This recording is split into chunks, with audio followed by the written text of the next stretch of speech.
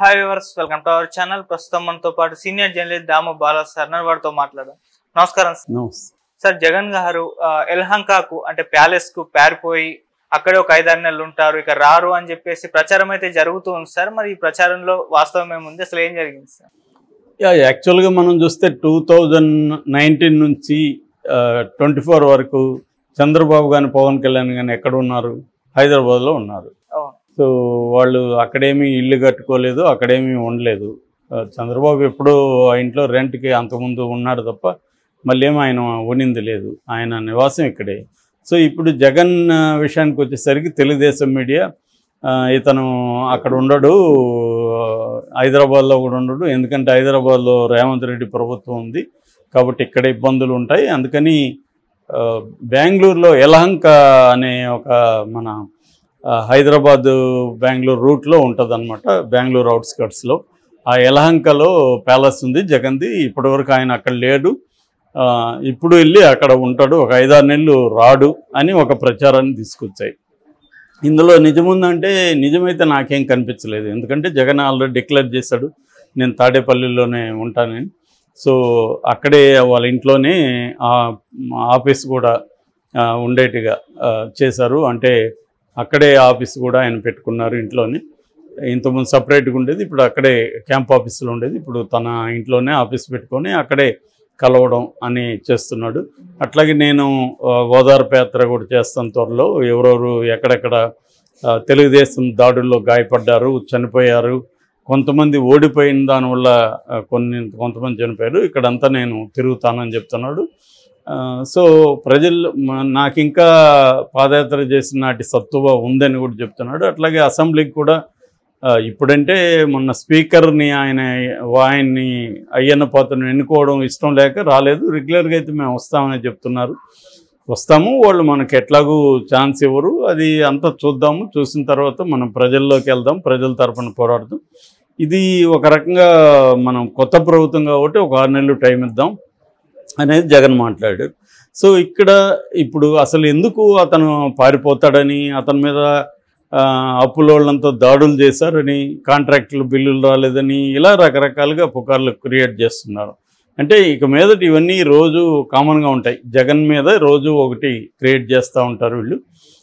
నిజానికి అట్లేమీ వీళ్ళు క్రియేట్ చేసినవి ఏమీ జరగలేదు. అయితే విత్ ఇన్ ద వైసీపీ కేడర్లో కానీ లేకపోతే జనరల్గా అబ్జర్వ్ చేసే వాళ్ళల్లో కానీ ఒకటి ఏమి వినిపిస్తుందంటే కంపారిజన్. చంద్రబాబుతో జగన్ ఎప్పుడు కంపేర్ చేస్తూ ఉంటారు, ఎందుకంటే ఉన్నది వాళ్ళిద్దరూ ప్రధానమైన పొలిటికల్ పార్టీ లీడర్స్ కాబట్టి వాళ్ళిద్దరిని కంపేర్ చేస్తుంటారు. కంపేర్ చేస్తున్నప్పుడు ఇదే విధంగా తెలుగుదేశం వైసీపీ ఆఫీసుల మీద దాడులు చేస్తుంది, వాటిని కూలగొడుతుంది. ఆల్రెడీ తాడేపల్లిలో ఆఫీసుని కూలగొట్టింది, విశాఖలో నోటీసులు ఇచ్చింది, కూలగొడతానంటుంది.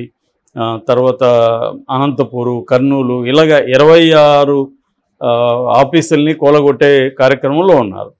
ఇదే మనం కానీ రివర్స్లో ఆలోచిస్తే ఒక్క వేదిక కూలగొడితేనే భయంకరమైన గోల చేయగలిగింది తెలుగుదేశం పార్టీ. కానీ కోర్టులకు వెళ్ళాడు చంద్రబాబు, దాని మీద మొత్తం రాష్ట్ర వ్యాప్తంగా ఆందోళన చేశారు, అవేమీ కనబడలేవు వైసీపీలో. ఊరికే ఒక ప్రకటన ఇచ్చేశాడు జగన్, మిగతా వాళ్ళు కూడా ఏదో ప్రెస్ మీట్లు పెట్టి మాట్లాడుతున్నారు తప్ప దీని మీద ఆందోళన చేయడం కానీ, కోర్టులకి ఈ పార్టీకి స్టేజ్ ఇచ్చి ఉండేవాళ్ళు.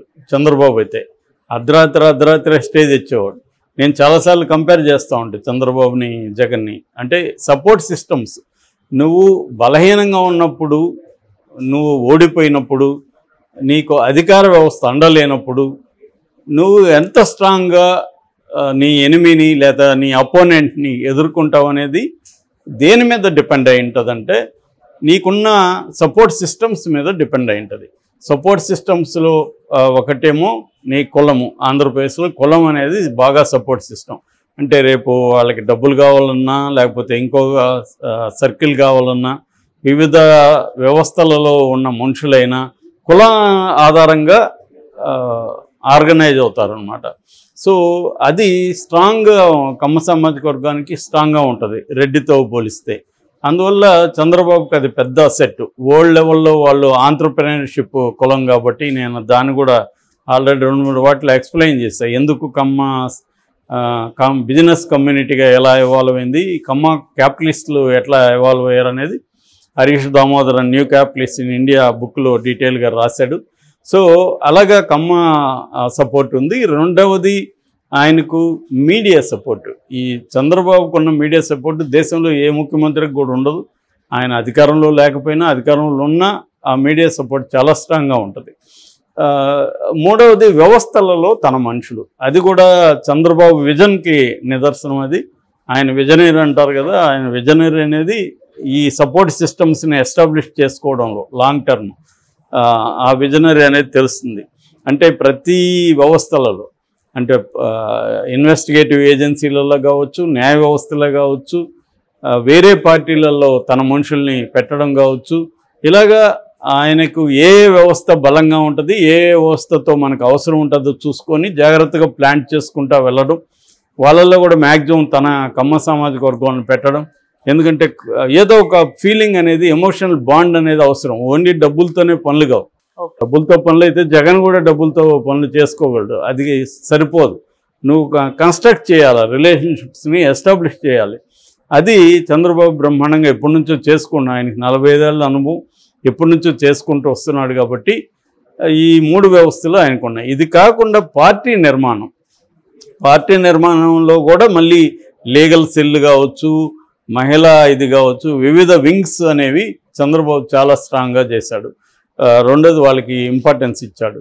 సో ఇంపార్టెన్స్ తగ్గినప్పుడు, చంద్రబాబు కూడా ఓడిపోయినప్పుడు, అది కూడా one of the main reasons. ఆయన కూడా ఒప్పుకున్నాడు, నేను ప్రభుత్వాన్ని నడపడంలో, అభివృద్ధికి సంబంధించిన ఆలోచన చేయడంలో పూర్తిగా కేటాయించాను, కానీ పార్టీని కేడర్ని పట్టించుకోలేకపోయానని చెప్పాడు. ఆ తర్వాత రెక్టిఫై చేసుకున్నాడు. ఇప్పుడు కూడా మొన్న అధికారంలోకి రాగానే నేను ఈసారి బ్యూరోక్రాటిక్ పరిపాలన ఉండదు, నాది పొలిటికల్ పరిపాలన ఉంటుంది, మీకు ఇంపార్టెన్స్ ఇస్తాను, నేను ఎంత బిజీగా ఉన్న ఎమ్మెల్యేలు ఎంపీలతో ఇతర నాయకులతో మాట్లాడతానని చంద్రబాబు చెప్పాడు. అంత ఇంపార్టెన్స్ ఇస్తారు వాళ్ళు. ఒక లీగల్ సెల్ కూడా చంద్రబాబు చాలా స్ట్రాంగ్గా ఉంటుంది. మనం చూసాం, ఆయన అరెస్ట్ అయినప్పుడు మొత్తం దేశవ్యాప్తంగా ఉండే టాప్ అడ్వకేట్లు అంతా కదిలొచ్చారు. ప్రత్యేక ఫ్లైట్లు, దాదాపు 150 మంది అడ్వకేట్లు ఆయనకు పనిచేస్తారు అవిశ్రాంతంగా. సో ఇటువంటి సిస్టమ్స్, అంటే పార్టీ, కులము, తర్వాత మీడియా, తర్వాత వివిధ వ్యవస్థలో తన మనుషులు, ఈ 4 సపోర్ట్ సిస్టమ్స్ అనేవి చంద్రబాబు బలంగా ఉండడం వల్లే ప్రతిపక్షంలో ఉన్నా కూడా జగన్ని ముప్పు తిప్పలు పెట్టగలిగాడు. ఫస్ట్ 2 ఏళ్ళు అసలు ఫంక్షన్ కానికుండా చూసుకోగలిగాడు.